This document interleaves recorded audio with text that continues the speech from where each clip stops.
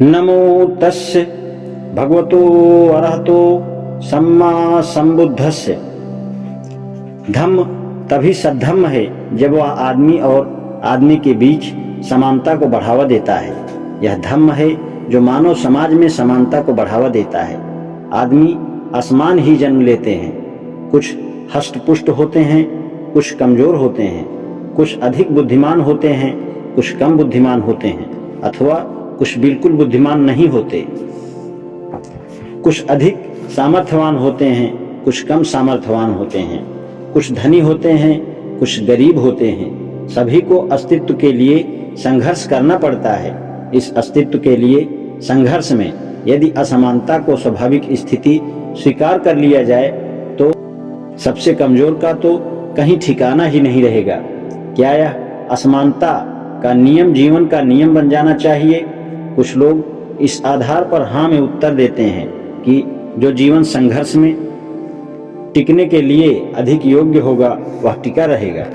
प्रश्न यह है कि जो आदमी जीवन संघर्ष में टिके रहने के लिए योग्यतम है, क्या वही आदमी श्रेष्ठतम है? कोई भी इसका स्पष्ट उत्तर नहीं दे सकता। इसी संदेह के कारण धम्म समानता का उपदेश देता है, क्योंकि समानता श्रेष्ठतम व्यक्ति के जीवित रहने में सहायक हो सकती है, चाहे वह व्यक्ति योग्यतम न हो। समाज को श्रेष्ठतम आदमी चाहिए, योग्यतम नहीं। इसलिए यही प्राथमिक कारण है जिसके कारण धम्म समानता का समर्थक है। भगवान बुद्ध का यही दृष्टिकोण था और इसीलिए उनका यह तर्क था कि जो धम्म समानता का समर्थक नहीं है वह अपनाने योग्य नहीं है।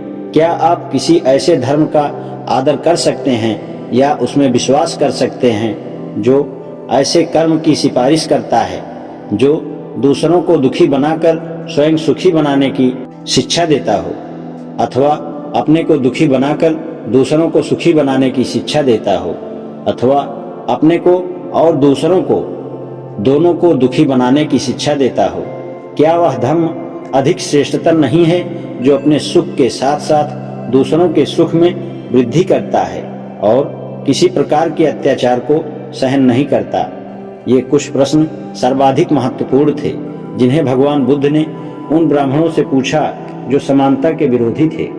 भगवान बुद्ध का धर्म एक न्याय संगत धर्म है जो आदमी की अपनी पूर्णप्रद अनावृत्ति में से उत्पन्न होता है। आज इतना ही। नमो बुद्धाय।